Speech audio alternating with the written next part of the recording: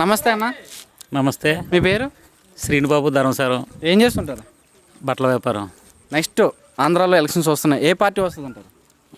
జగన్మోహన్ రెడ్డి. ఎందుకని? సీఎం ఎందుకనంటే ఇంకా number 1 CM in the state. Number 1 అంటే ఏ విధంగా నెంబర్ 1 అంటే సంక్షేమ పరంగా అటు అభివృద్ధి పరంగా ఏమేమి వస్తున్నాయి? సంక్షేమం ప్లస్ అభివృద్ధి రెండు జరుగుతున్నాయి. సంక్షేమ పరంగా చూసుకుంటే ఏమేమి వస్తున్నాయి పేద ప్రజలందరికీ? ఈ పేద ప్రజలకు అందరికీ ఏమవుతున్నాయి నాకు తెలియదు, కానీ నా ఇంట్లో అయితే మాత్రం ₹1,00,000 దాకా వస్తున్నాయి సంవత్సరానికి. ఏమేమి వస్తున్నాయి? అమ్మఒడి వస్తుంది, డ్వాక్రా మాఫీ అవుతుంది, తర్వాత మా నాన్నకి పెన్షన్ వస్తుంది, తర్వాత మా చదువు విషయంలో కూడా ఎడ్యుకేటెడ్ పరంగా చాలా బాగుంది. నా పిల్లలు ఇద్దరు కూడా గవర్నమెంట్ స్కూలే. ఓకే, గవర్నమెంట్ స్కూల్లో ఇంగ్లీష్ మీడియం అని చెప్తున్నారు మీ పిల్లలు?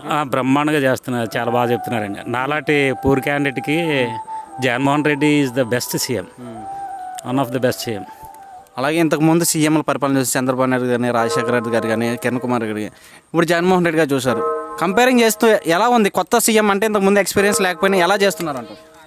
చంద్రబాబు నాయుడు పరిపాలన కూడా చాలా బాగుండేది, కానీ ఈ జన్మభూమి కమిటీలు పెట్టి ఆయన కొద్దిగా బ్యాడ్ అయ్యాడు.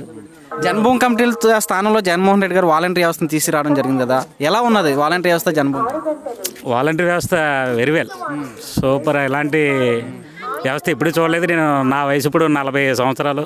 ఇలాంటి ముఖ్యమంత్రిని చూడలేదు, ఇలాంటి వ్యవస్థని నేను చూడలేదు. ముందు చూస్తానో చూడనో కూడా తెలియదు. One of the best CM. అలాగే అభివృద్ధి పరంగా చూసుకుంటే మీ ఊళ్ళో అభివృద్ధి కార్యక్రమాలు ఏమైనా చేశారా?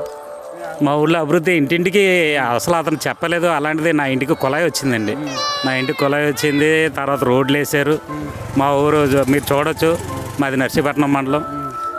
కోటోట్ల రోడ్డు మా ఊరికి కూడా బ్రహ్మాండంగా రోడ్డు కూడా ఉంది, చాలా బాగుందండి. అభివృద్ధి విషయంలోనూ కూడా బాగానే ఉంది. సైడ్ కార్ డ్రైనేజ్ వ్యవస్థ కూడా బాగానే ఉందండి. అది సార్. ఈ సంక్షేమ పథకాలు ఏవైతే ఇస్తున్నారో అందరికీ ఇస్తున్నారో, అర్హులైన అందరికీ? వాళ్ళు పక్కగా వాళ్ళ సర్టిఫికెట్లు అన్నీ కరెక్ట్గా ఉండి అన్నీ ఉంటే వాళ్ళకి అన్నీ కరెక్ట్గానే అందుతున్నాయండి. ఎవరికి లేవనేది వాళ్ళైతే లేదు. Okay, thank you.